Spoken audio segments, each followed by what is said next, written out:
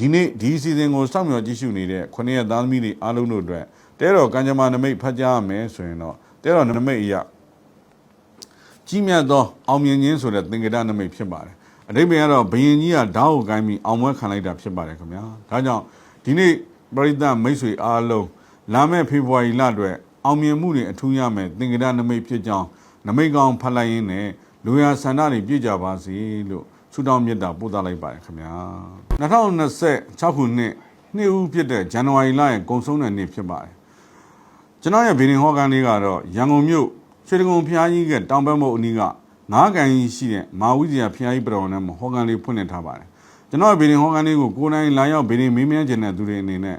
3994236639ဆိုတဲ့ကျွန်တော်တို့ဗီဒီငန်းဖုန်းလေးကိုတရက်ကြိုတင်ဆက်သွယ်ပြီးလာရောက်ဗီဒီမေးမြန်းနိုင်ပါတယ်ခုနှစ်ရက်သားမီးအားလုံးတို့အတွက်နေ့စဉ်မနက်10:00နာရီမှညနေ4:00နာရီအထိကညမာစစ်ဆေးပေးနေပြီးတော့ဗုဒ္ဓနေ့တနေ့တော့ပိန်နာရက်အဖြစ်သတ်မှတ်ထားပါတယ်ဒီအစီအစဉ်ကိုလည်းနေ့စဉ်မပြတ်စောင့်မျှော်ကြည့်ရှုပြီးတော့ခုနှစ်ရက်သားမီးအားလုံးအကျိုးထူးဖို့အတွက်တဲတော်ကညမာနမိတ်ဖတ်ခြင်းကိုပါအထူးစီစဉ်တင်ဆက်ပေးထားပါတယ်ခင်ဗျာ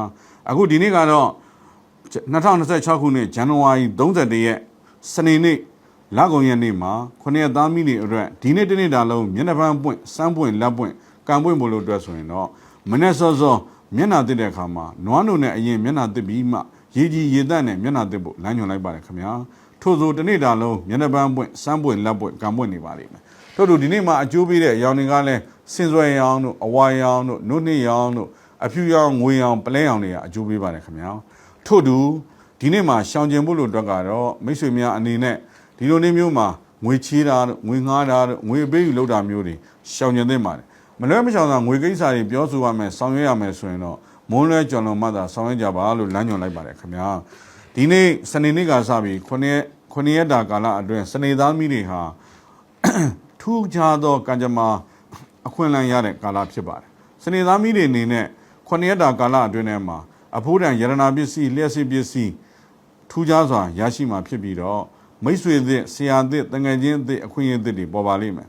လက်ရှိလုပ်နေတဲ့အလုပ်နေရာတွေပြင်ဆင်တာတိုးချဲ့တာအလုပ်အစီအစဉ်တွေထပ်ပြီးတိုးချဲ့တာမျိုးတွေကြုံတွေ့ရပါလိမ့်မယ်ထူးခြားတဲ့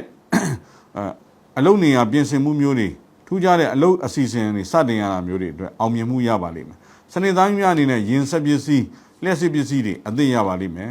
ကွဲကွာနေတဲ့သူတွေနဲ့ပြန်ဆုံရပါလိမ့်မယ်ရှုပ်ထွေးနေတဲ့အမှုအခင်းရုံးမြေကနာကိစ္စတွေအားလုံးပြီးကုန်ဆဲသွားပါလိမ့်မယ်စနေသားများအနေနဲ့ဒီခုနှစ်ရက်တာကာလအတွင်းကံထူးကောင်းမှုလို့အတွက်ကတော့နေ့တိုင်းနွားနိုတစ်ခွက်မနေ့စောစောတိုင်းမြတ်စွာဘုရားရှင်လှူဒန်းခြင်းအပြင်ဒီခုနှစ်ရက်အတွင်းကံထူးကောင်းပါလိမ့်မယ်ခင်ဗျာစနေသားများဒီခုနှစ်မှာငွေကံထူးကောင်းမှုအတွက်ကတော့နေ့တိုင်းစွန့်ငံဖုန်ကြီးကိုကိတ်မုံလှူပြီးဆုတောင်းပါခင်ဗျာစနေသားများအလောက်ကန်ဆင်ပြေဖို့အတွက်ကတော့နေ့တိုင်းညောင်မင်းကိုရေသွန်းလောင်းပြီးအလောက်အဆင်ပြေဖို့ဆုတောင်းကြပါခင်ဗျာကျမ်းမာရေးအတွက်အထူးရည်ရာဖြစ်နေကတော့တင်မော်ဒီအမှဲ့ပေါ်မှာမိမိနာမည်ရေးထိုးပြီးတီလာရှင်လှူဒန်းခြင်းအပြင်ကျမ်းမာရေးအတွက်အထောက်ပံ့ကောင်းတွေရပါလိမ့်မယ်ဒီနေ့ဒီအစီအစဉ်ကိုစောင့်မျှော်ကြည့်ရှုနေတဲ့ခုနှစ်ရက်သားသမီးတွေအားလုံးတို့အတွက်တဲတော်ကံကြမ္မာနမိတ်ဖတ်ကြားရမယ်ဆိုရင်တော့တဲတော်နမိတ်အရာကြီးမြတ်သောအောင်မြင်ခြင်းဆိုတဲ့သင်္ကေတနမိတ်ဖြစ်ပါတယ်အဓိပ္ပာယ်ကတော့ဘယင်ကြီးကဓာတ်ကိုကိုင်းပြီးအောင်ပွဲခံလိုက်တာဖြစ်ပါတယ်ခင်ဗျာဒါကြောင့်ဒီနေ့ပရိသတ်မိတ်ဆွေအားလုံးလာမယ့်ဖေဖော်ဝါရီလအတွက်အောင်မြင်မှုတွေအထူးရမယ်သင်္ကေတနမိတ်ဖြစ်ကြောင်းနမိတ်ကောင်းဖတ်လိုက်ရင်းနဲ့လူရဆန္ဒတွေပြည့်ကြပါစေလို့ဆုတောင်းမြတ်တာပို့သလိုက်ပါတယ်ခင်ဗျာ